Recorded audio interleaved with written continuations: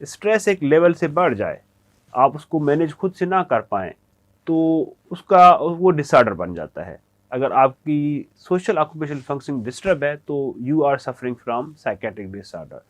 एक तो इसका ये है कि आपकी ड्यूरेशन जो है अलामात की ज़्यादा है, 2 से 4 हफ्ते से आपको अलामात मुसलसल चल रहे हैं और आप जॉब पे सही नहीं जा पा रहे, काम अपना सही नहीं कर पा रहे, फोकस सही नहीं कर पा रहे, आपकी नींद भी डिस्टर्ब हो रही है, भूख भी डिस्टर्ब हो रही है, सोचें हर वक्त मनफी रहती हैं, या तो खौफ वाली रहती हैं, या पछतावे वाली रहती हैं, या आपको अजीब किस्म के वसवसे आ रहे हैं,